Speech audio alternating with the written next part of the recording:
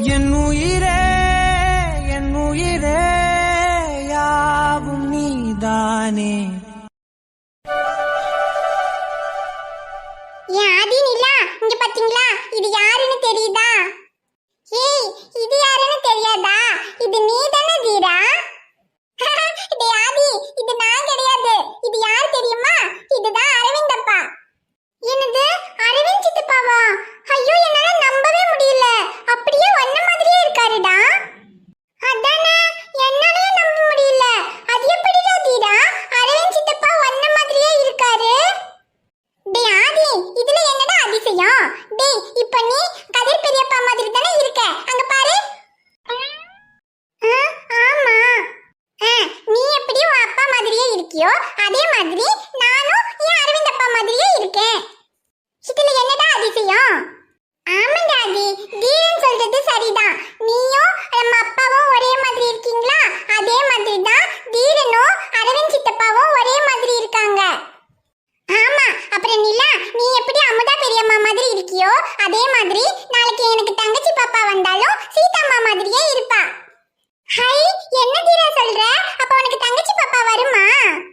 ஆமா நிலா, அரவிந்த் அப்பா சொன்னாரு சீக்கிரமே எனக்கு தங்கச்சி பாப்பா வந்துரும்னு. Hi jolly. எப்ப வரும்? எப்ப வரும்னால எனக்கு தெரியாது, ஆனா சீக்கிரமே வந்துரும்னு அரவிந்த் அப்பா சொன்னாரு. சீக்கிரம் வந்துரும். சரிடா தீரா, உனக்கு தங்கச்சி பாப்பா வந்தா உன்னோட தங்கச்சி பாப்பாவோட எங்களையும் விளையாட விடுவியா? ஏய், என்ன நிலா இப்படி கேக்குற? என்னோட தங்கச்சி பாப்பானா உங்களுக்கும் தங்கச்சி பாப்பா தானே. குட்டி பாப்பா வந்ததுக்கு அப்புறம் நம்ம 3 பேரும் குட்டி பாப்பாவோட ஒண்ணா விளையாடலாம். குட்டி பாப்பாக்கு விளையாட்டெல்லாம் காமிக்கலாம், சரியா? சரிடா தீரா. என் தங்கம், அரவிந்தும் சீதாவும் நேற்று நைட்டே வந்திருக்க வேண்டியது. ஏதோ முக்கியமான வேலை இன்னைக்கு காலையில வரேன்னு சொன்னாங்க. ஆனா காலையில இவ்வளவு நேரமாகி அவங்களை காணோம். தெரியலையே மாமா, இந்நேரத்துக்கு வந்திருக்கணும், இன்னும் காணோம். ஹை, அரவிந்த் அப்பாவும் அம்மாவும் வந்துட்டாங்க. டி அரவிந்த், என்னடா நேற்று நைட்டே வரேன்னு சொன்ன, அப்புறம் ஏதோ வேலை இருக்குன்னு இவ்வளவு லேட்டா வரீங்க? அது வந்து அண்ணா, ஒரு முக்கியமான வேலை வந்துருச்சுன்னு, அதனாலதான் சீக்கிரமா வர முடியல. டேய், என்னடா முக்கியமான வேலை? நேற்று நைட்டு முக்கியமான வேலைன்னு சொன்ன, இப்ப காலையிலயும் முக்கியமான வேலைன்னு இவ்வளவு லேட்டா வர. அப்படி என்னடா முக்கியமான வேலை? அது வந்து என்ன? ஐயோ, இந்த மாமா ஒருத்தர் விவசாய இல்லாத கேள்விதான் கேட்டுக்கிட்டு இருப்பாரு. என் மாமா. என்ன தங்கம்? ஐயோ மாமா, அவங்களே நேற்று தீரனை அத்தையோட அனுப்பி வச்சுட்டு கொஞ்சம் ஃப்ரீயா வருவோன்னு கொஞ்சம் லேட்டா வந்திருப்பாங்க. அத போய் ஏன் எதுக்கு என்ன வேலை நொன்ன வேலைன்னு கேட்டுக்கிட்டு இருக்கீங்க? ஓ, அப்படிங்கிறியா? இவன் கிடைச்ச கேப்பையெல்லாம் யூஸ் பண்ணுவான்னு எனக்கு எப்படி தெரியும்? ஆமா, உங்களுக்கு என்னதான் தெரியும்? ஏய், ஓவரா பேசாதடி. எனக்கு என்ன தெரியும்னு உனக்கு தெரியாதா? ஐயோ மாமா, எல்லாரும் இருக்காங்க. இல்லாட்டி மட்டும். சரி சரி, ஏதோ முக்கியமான வேலைங்கிற. சரி, வேலையெல்லாம் முடிஞ்சுதா? ஐயோ கடவுளே. அண்ணா, அது ஓரளவுக்கு முடிஞ்சிருச்சுண்ணே. ஐயோ, என்னங்க ஓரளவுக்கு முடிஞ்சதுங்கிறீங்க? அடிச்சி, நானே ஏதோ வாயில வந்ததை உளறிக்கிட்டு இருக்கேன், கொஞ்சம் சும்மா இரேண்டி. சரி சரி, என்ன வேலையோ என்னமோ முடிஞ்சதில்ல, அது வரைக்கும் சந்தோஷம். சரி, உள்ள போங்க. சரிண்ணே. பார்க்காத, அவர் அடுத்த கேள்வி கேட்கறதுக்குள்ள சீக்கிரமா வாடி. ஏன் தங்கம், இந்த மாதிரி வேலையெல்லாம் ஏன் தங்கம் நமக்கு மட்டும் வரவே மாட்டேங்குது? இந்த கீழே 2 உட்கார்ந்திருக்கே, அவங்க கிட்ட கேளுங்க.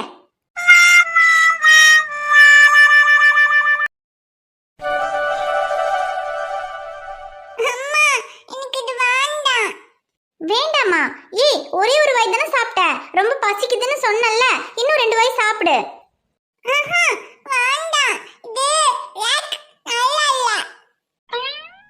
நல்லா இல்லையா?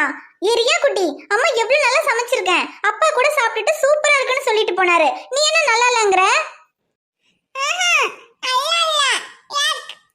ஏய், சும்மா சும்மா கேக்குன்னு சொல்லாத. நல்லாதான் அம்மா சமைச்சிருக்கேன். இங்க பாரு, நீ வேணா இன்னொரு வாய் சாப்பிட்டு பாரு, உனக்கு பிடிக்கும். பிடிக்கலையா? இரியா, அப்படியெல்லாம் சொல்லக்கூடாது. இங்க பாரு, இந்த அரிசி பருப்பு காய்கறி எல்லாம் வாங்குறதுக்கு அப்பா எவ்வளவு கஷ்டப்பட்டு வாங்கிட்டு வந்தாரு தெரியுமா? அம்மா இதை எவ்வளவு கஷ்டப்பட்டு சமைச்சேன் தெரியுமா? இதை விட்டா இதுக்கப்புறம் நமக்கு சாப்பிடுறதுக்கு வேற ஒண்ணுமே இல்ல, இதுதான் இருக்கு. கொஞ்சம் சாப்பிடுமா. அம்மா சாப்பிடு, இது நல்லா இல்ல. பாப்பாக்கு இது வேண்டாம், பாப்பாக்கு இட்லி தான் வேணும். இட்லியா? அதுக்கு எங்க போறது? வருது. தங்கம், அதெல்லாம் நம்ம வீட்ல இல்லடா, இதுதான் இருக்கு. ஒரே ஒரு வாய் சாப்பிட்டு பாரேன்.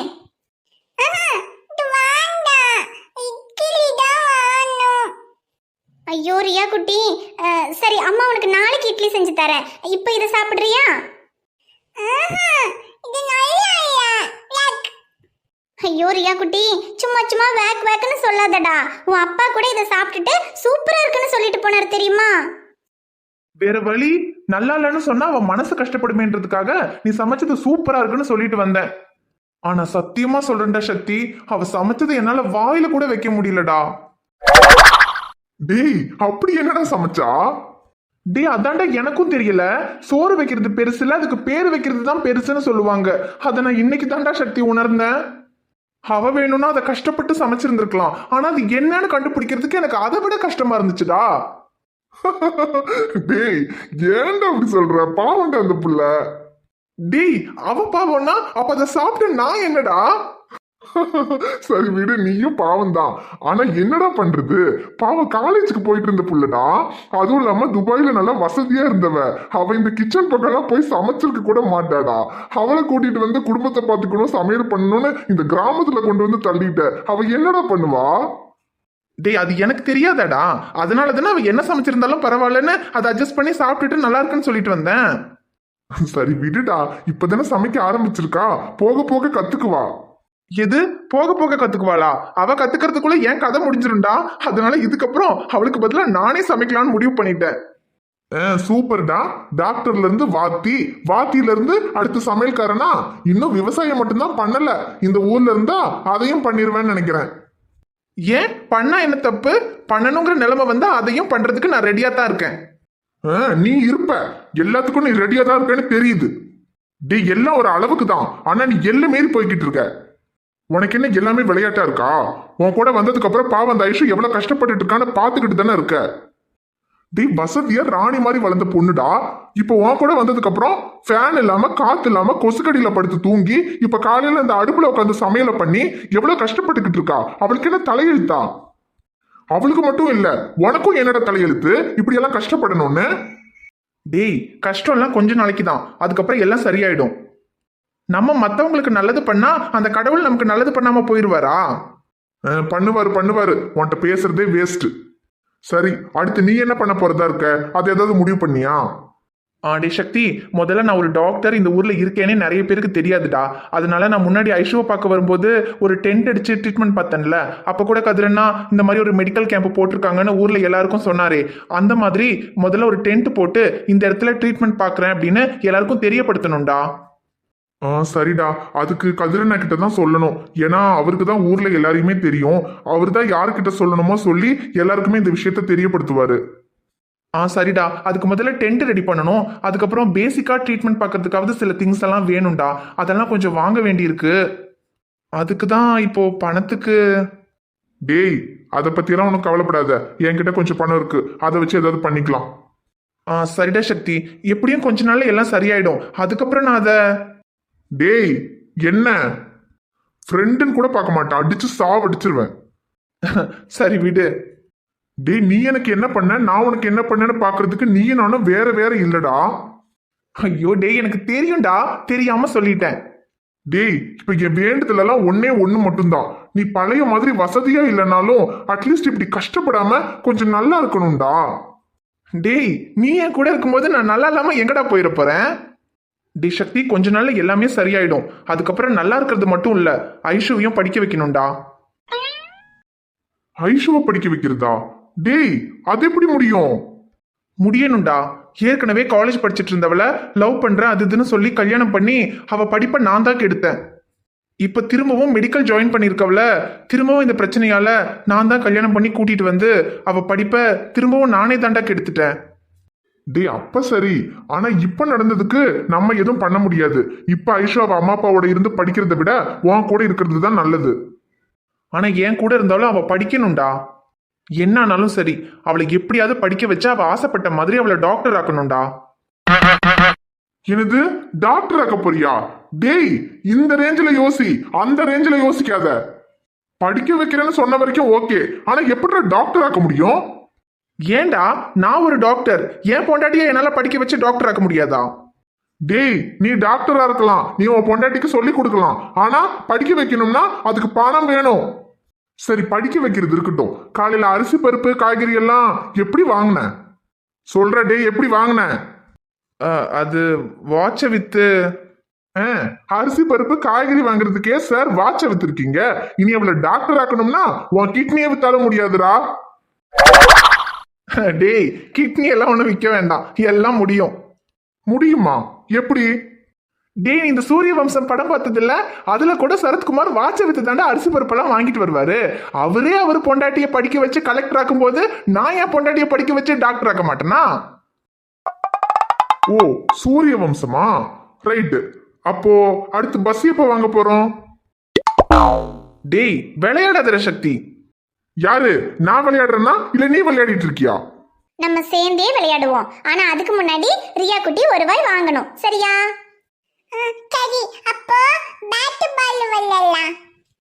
சரி, பேட் பால் விளையாடலாம், ஆனா அதுக்கு முன்னாடி ரியா குட்டி சாப்பிடணும், சாப்பிட்டாதான் அம்மா பாப்பாவோட விளையாட வருவேன். சரி சரி, இந்த ஒரு வாய் வாங்கு. வளர இன்னும் எவ்வளவு தூரம் டி? 2-3 புடவை வாங்கணும்னு சொன்னதுக்கு இங்க ஏதோ பிள்ளை வீட்டுல புடவை வச்சு வித்துக்கிட்டு இருக்கு, வாங்கி தரேன்னு கூட்டிட்டு வந்த, நீ பாட்டுக்கு போய்கிட்டே இருக்க, காலெல்லாம் வலிக்குது டி. ஐயோ செண்பகக்கா, இங்க பக்கத்துல தான் அந்த புள்ளியோட வீடு, நானே வாங்கிட்டு வரேன்னு சொன்னதுக்கு நான் வாங்கிட்டு வந்தா பிடிக்குமோ என்னமோ, நீங்களே பார்த்து எடுக்கணும்னு வந்தீங்க. இப்ப கால் வலிக்குதுன்னா நான் என்ன செய்ய? இந்த பக்கத்துல வந்துட்டேன், வாங்க. சரி சரி, வாய், நீ என்ன செய்ய? துபாயில இருந்து வரும்போது வந்ததும் கிளம்பி போயிடலான்னு மாத்திக்கிறதுக்கு 2-3 செட்டு புடவை கூட எடுக்காம வந்துட்டேன். இங்க வந்தா இதுக்கப்புறம் இங்கே இருக்கிறதுன்னு வேற முடிவாகி போச்சு. இனி என்ன செய்ய? வாங்கி தானே ஆகணும். சரி வா.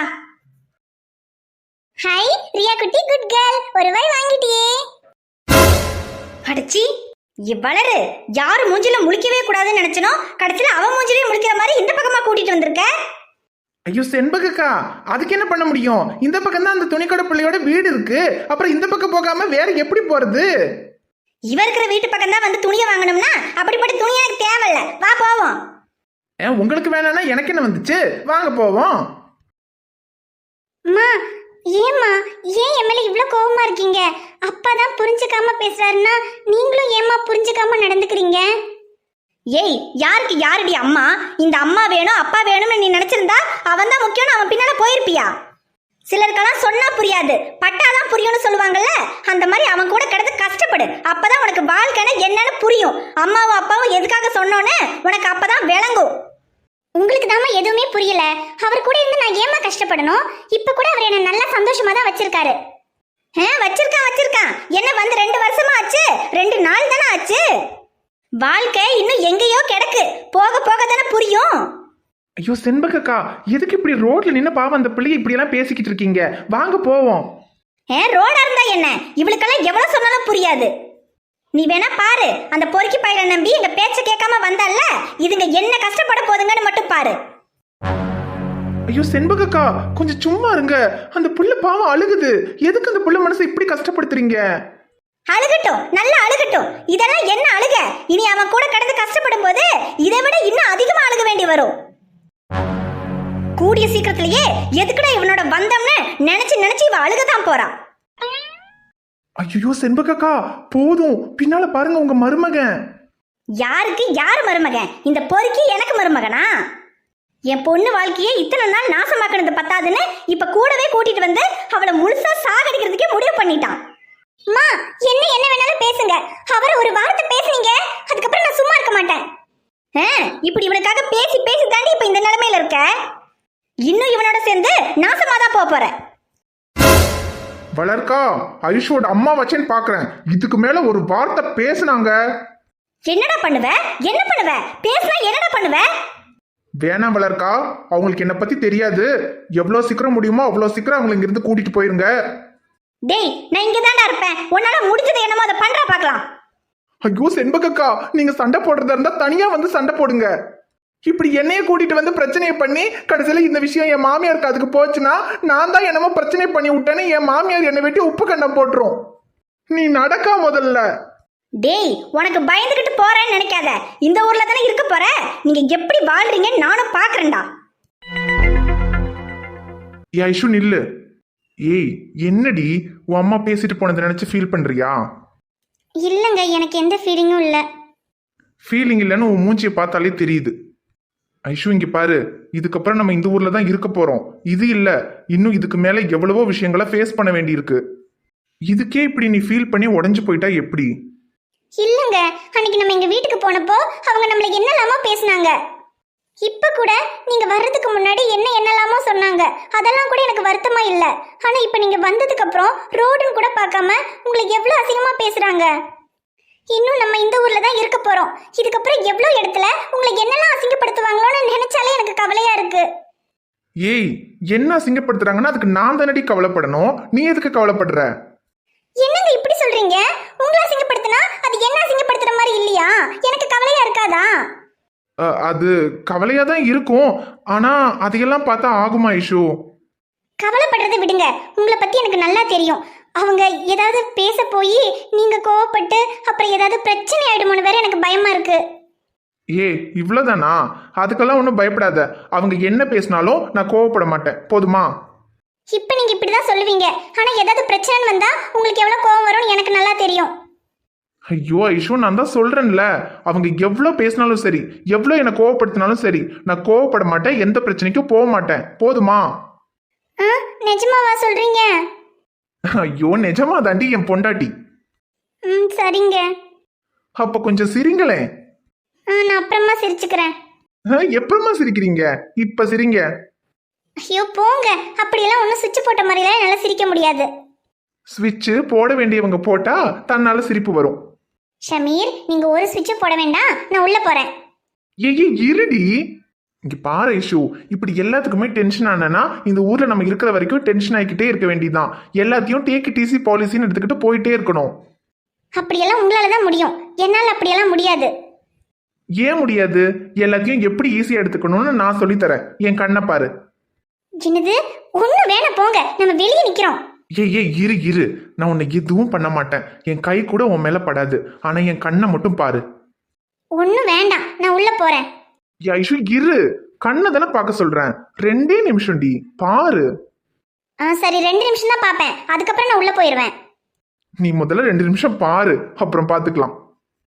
கண்டதும் காதல் வழியாது, கண்களால் வழியாது, பூனையில் செய்வம் கிடையாது, ஆண்களில் ராமன் கிடையாது, புரட்சிகள் ஏதும் செய்யாமல் பெண்ணுக்கு நன்மை விளையாது, கண்ணகி சிலைதான் இங்குண்டு, சீதைக்கு தனியாய் சிலை ஏது. கேளடி ரதியே ரதியே, உடம்பில் நரம்புகள் 6 லட்சம், தெரியுமா சகியே சகியே, காதல் நரம்பு எந்த பக்கம்? வாழ்க்கையில் வெல்லவே take it easy boys. Aishu, இப்போ என்ன தோணுது? அது தயங்காம சொல்லு. அது நைட்டு என்ன சமைக்கலாம்னு யோசிச்சுக்கிட்டே இருந்தேன். நைட்டு புளிசாதம் பண்ணலாம்னு தோணுது. என்னது புளி சாதமா?